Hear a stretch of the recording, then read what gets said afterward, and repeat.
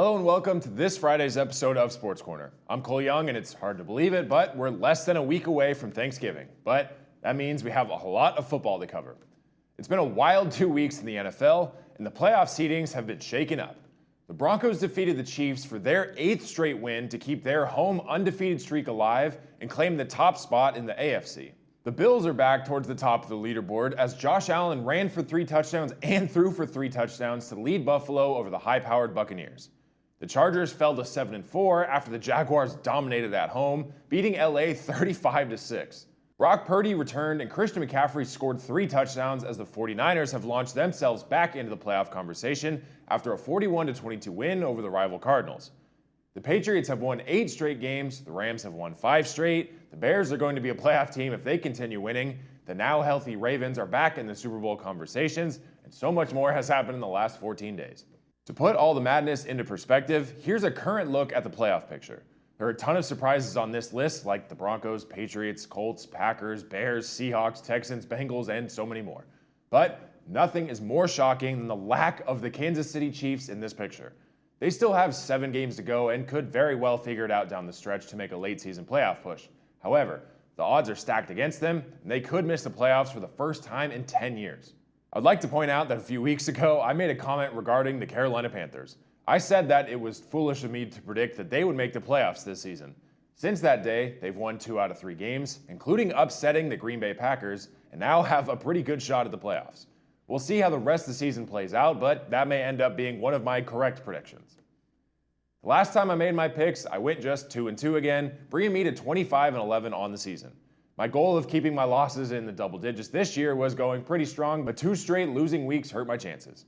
Anyway, for week 12, I'll go with the Seahawks over the Titans, Baltimore to beat the struggling Jets, the Patriots to make it 9 straight wins with a win over the Bengals, and my upset pick of the week, the Cleveland Browns to beat the Las Vegas Raiders.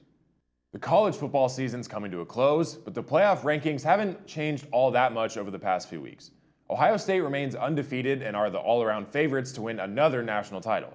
However, Indiana is not far behind them, also sitting at 11-0 and looking to shock the world.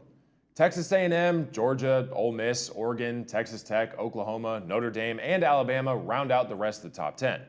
Teams like BYU, Vanderbilt, USC, Utah, Miami, Georgia Tech, and others are currently on the outside looking in, but still have a shot at securing one of the 12 playoff spots this December.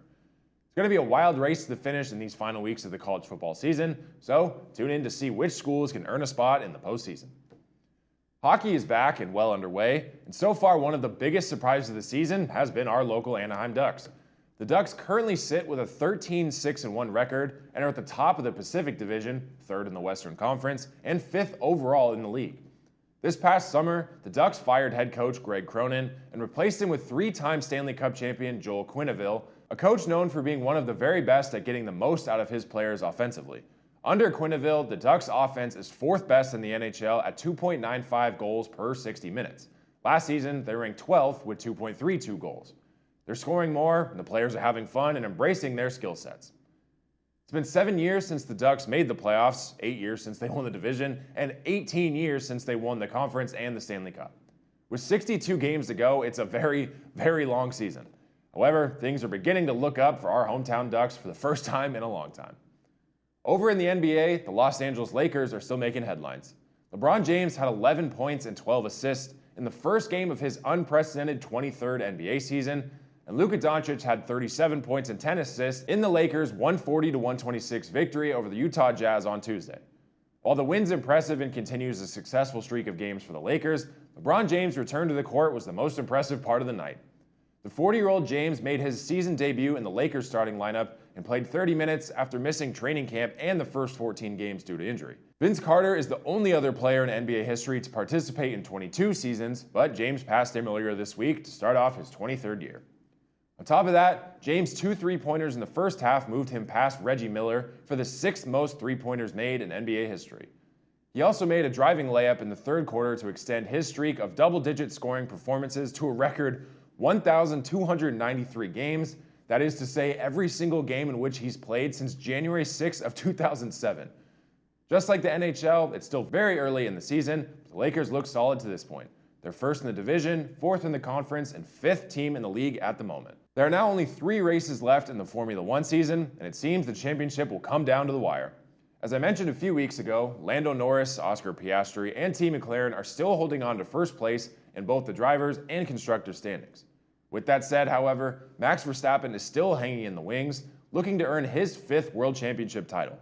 The Las Vegas Grand Prix will be this weekend, followed by Qatar and Abu Dhabi in the following 2 weeks. Don't miss out on any of these races and see who will be crowned champion in a few short weeks. Just 16 months ago, the U.S. men's national team hit a rock bottom, losing 1-0 to Uruguay to seal its group stage elimination from the 2024 Copa America.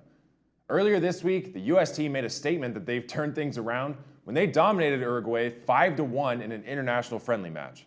In fact, this continues their winning streak as they have not lost a match since falling 2-0 to Korea on September 6th. The U.S. men's national team has 2 more upcoming friendly matches, both with Italy, on November 28th and December 1st.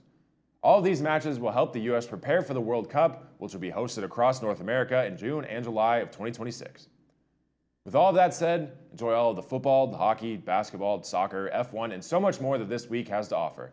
We'll be off there next week due to the Thanksgiving holiday, so be sure to come right back in 2 weeks for more news, updates, and highlights from all across the sports world.